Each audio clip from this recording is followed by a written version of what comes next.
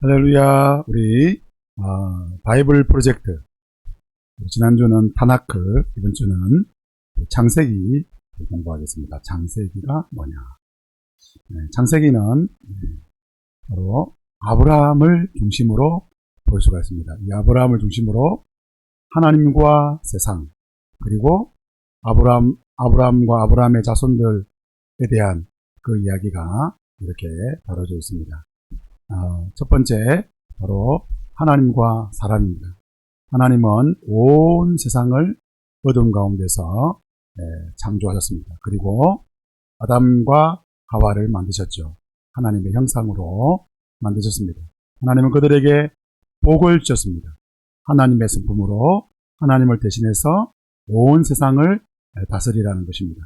그리고 하나님은 선악을 알게 하는 이 나무를 통해서 하나님을 신뢰할 것인지 아니면 자기 자신을 신뢰할 것인지 결정하라고 하셨습니다.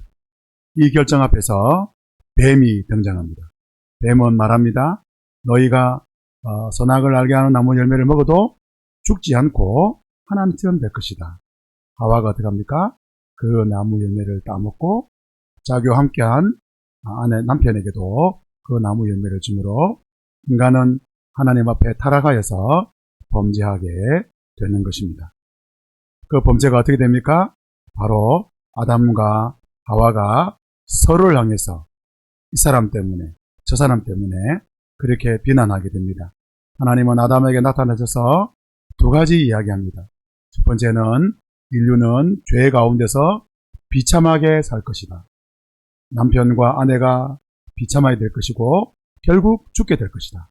그리고 두 번째는 뱀의 패배입니다. 이 패배는 그냥 주어지는 것이 아니라 여자의 후손을 통해서 상처 입은 성리자, 뱀의 머리를 밟아버린 상처 입은 이 성리자를 통해서 온 인류가 다시 구원을 받을 것이라고 말하고 있는 것입니다. 그리고 난 다음에 인간은 이제 어떻게 됩니까? 형이 가인이 아벨을 죽이고, 그리고 라멕이 자기 아내들을 재산으로 여기는, 여자를 마음대로 다하고 사람을 죽여버리는 그런 시대가 열립니다. 그리고 6장에서는 하나님의 아들들이 사람의 딸들과 결혼해서 바로 그래서 온 세상의 영웅이 되는, 힘이 사람의 힘으로 세상을 다스리는, 하나님 말씀이 아닌 사람이 다스리는 세상이 되어버리는 것입니다.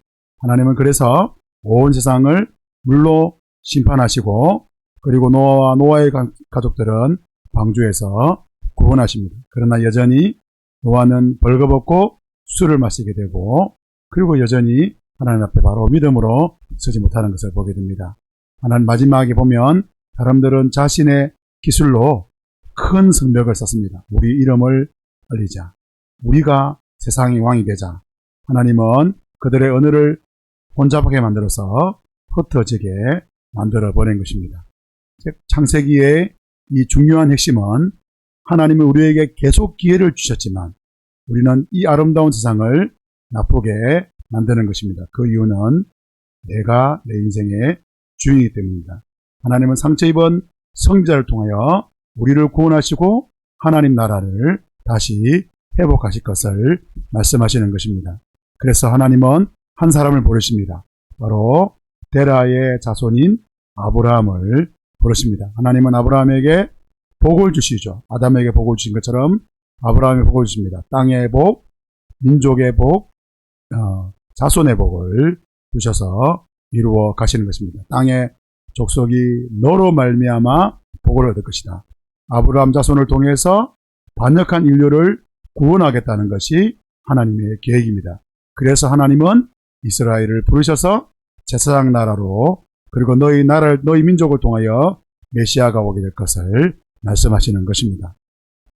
이제 12장부터 50장은 바로 하나님과 아브라함의 자손들인데, 아브라함과 이삭과 야곱과 야곱의 12아들의 이야기를 다루고 있습니다. 아브라함은 하나님의 믿음의 백성으로 살았지만 그는 여전히 자기 아내 때문에 자신이 죽을 것 같아서 자기 아내를 속이기도 하고, 그리고 아브라함의 아내 사라는 하갈에게 동침시켜서 하나님이 원하지 않는 그런 후손을 만들기도 합니다. 그런 과정 속에서 하나님은 언약의 약속을 합니다.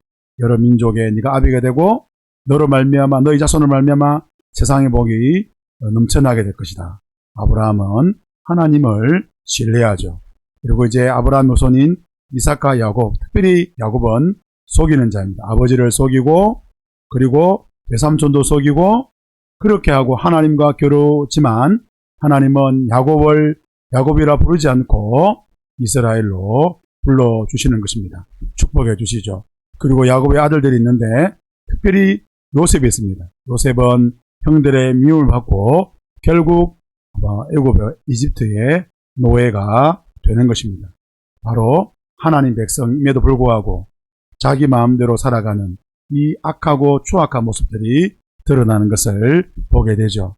그런 가운데 하나님은 요셉을 애굽의 총리가 되게 하시고 그리고 형들에게 아주 중요한 말을 합니다. 형들은 악을 말했지만 하나님은 그것을 선을 바꾸셨습니다. 아담 이후에 인생은 악이지만 하나님은 그것을 선으로 바꾸셔서 구원하시는 것입니다. 그래서 야곱은 그가 죽기 전에 마지막 유언을 하는데 야곱의 네 번째 아들 유다, 이 유다 지파를 통하여 새 왕이 올 것이다. 그리고 그가 온 민족을 회복할 것이라고 말하면서 창세기가 끝나는 것입니다. 수고하셨습니다.